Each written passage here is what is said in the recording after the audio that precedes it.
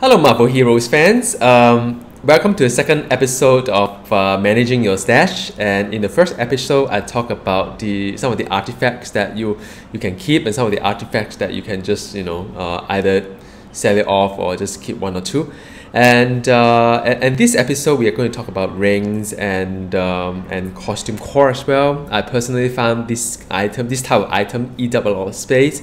So I'm going to share with you some of the experience I have, dealing with all these items and what I usually keep and what I usually don't. But well, first of all, apologies for the first video. There's a lot of cracking sound in the video. I was using Action by relics, and somehow that software kind of not quite working after the patch, so I revert back to the free AMD gaming evolved solution. So I have to keep it short, this video short, because it only can record 10 minutes, so I've already talked for 1 minute. So okay, without further ado, let's talk about rings. Okay, when it comes to costume ring, level 60, of course, you don't keep anything less than level 60. There are usually 4 affixes, and my personal experience is that I only keep rings that has 3 good affixes. Now the 4th one could be like things like, okay, what are the good affixes to me, right? The good affixes to me are the crit damage rating, some of the plus damage type that you may or may not need in the future. Health is very good. Spirit is also very good. So, and then defense is something that I can use. Dodge, I don't believe in dodge in this game. And so basically these are the kind of like attributes that I go for. Things like brutal strike and brutal damage rating I also may take as well. But I mean, these are the good ones, good attributes that I'll keep. Some attribute like plus move speed, regenerate health when you do this and that. I mean, those are, or slow target. There's a 5% chance to slow target. Those attributes I usually deem as like not desirable for me. So if there are 3 attributes that are good, I'll keep. And I know top of my list are health, spirit, crit, and crit damage rating, because when I gear a hero, usually these are the problem areas that I go for. Like if the hero is not enough spirit, I try to hunt for rings or team insignia that give the hero extra spirit. And if the hero seems to be pretty fragile, then I try to get the health until at least exceed 16,000 health. These are the areas that you can work towards your target. Or crit, for instance, like Gambit has a very low crit, by design. So try to get him to the next level without the legendary Gunir is to use rings and team insignia to boost the crits further, besides Omega point as well. Now I do keep rings that has like 4 attributes that are all desirable ones, and I can tell you wholeheartedly it's really hard to get those that has 4 attributes that are good. Now give you an example, right? For instance, if I look at this one, it has crit rating, crit damage rating, health, and spirit. Bingo. I mean, jackpot. This is exactly a thing that I would like to keep for any of my heroes, unless the hero has no like spirit issue or crit issue or whatnot. Then I may think twice, give something else for those heroes that really need it. But I mean, this is a really good one, for instance. Then the next one is like just to show you another jackpot, right? You have health, spirit, both are good. Crit hit rating never hurts unless you are already at the diminishing return. Then you have the range power, which is very much to that specific range power, and it's great, right? Defense rate, damage rating. Then things like this is it's great as well. I mean, to me is a very nice ring. Has defense to it, health, crit damage rating, and so on and so forth. Like this one, when you do melee, usually you need some kind of defense rating as well, because you're up close and personal.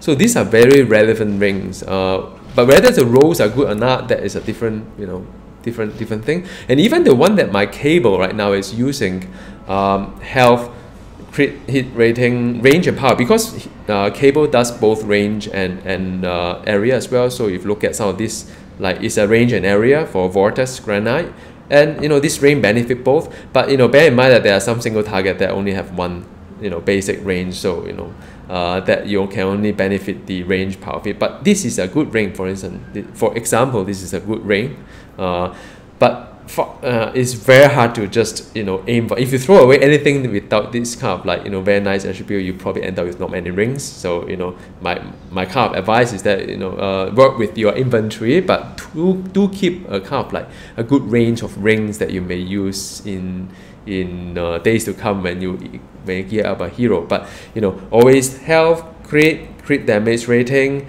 some direct damage kind of rating, those are good. And also if you're looking for brutal damage, those are pretty okay as well. And defense is acceptable. So these are the kind of attribute, but there's a lot of lousy attribute that you can just close off. So that's on rings. When it comes to costume cores, what I usually do is that I only keep level 60 costume core. I only keep costume core that has three attributes, and basically if the hero is good, not fragile, I go for those health when I hit an enemy. So this one is good because again it's a life on hit. So I have one for plus fighting, I have one for plus energy, one for plus strength. Those are very good ones, and again health as you hit enemy. However, things like 25% health and spirit when you use a medkit, those are very desired. Actually, I think this one is even more so than the other one, which is life on hit, because you can gain a spirit. Usually hero has spirit problems, so this is great stuff. I mean, and if you can get something like this one has 4 attributes, by the way. Sometimes you may have 4 when you are very lucky. So direct damage, blah blah blah, those are very good stuff. And you may want to go for invulnerable as well if you want to bypass certain boss, raid boss mechanic. You want to pop the invulnerable and eat the damage while eat the fatal damage while you continue to deal damage. Those are good stuff. Now, as for whether you should go for credit or say special item find or say rare item find, for me it's irrelevant, because I personally like credit because I can see that my bank account is growing. When it comes to rare item find, I can't really feel a difference. I don't know how it works, but usually it's not as what you think is. I mean, you can stack up quite a lot, but random is random. And when it comes to special item find is actually quite nice, because sometimes the event item, you can see that once you pass a certain threshold, you get more event items. So special item find is good, but out of all, I wouldn't base upon whether it's rare item find, special item finds, or credit to determine whether I should keep core or not. I keep a core based on the I prefer regen because it gives me the spirit buff as well. I mean the spirit regen. I also prefer life on hit. If those hero that has no spirit problem and no health problem, I will use those. And invulnerable is very situational. You may or may not like it. It's a personal choice. And there are other core, for instance, you can use from the event vendor. You can get those that plus 1000 defense rating, like this one here. Now those boxes are pretty expensive to get. You need a lot of in-game currency to get those boxes, and there's no guarantee that your rolls are good. Like for instance, if you look at this one, a health regen per minute, it's pretty minimal to me, but I mean the rest of the 3 are pretty nice, so I keep this one. It's nice. If you look at my next one, is that take less damage from enemy area power. To me, I write it off. +1 speed is pretty pointless to me, so it's pretty lousy core for this one. So it's not necessarily means that you jackpot when you exchange for those boxes.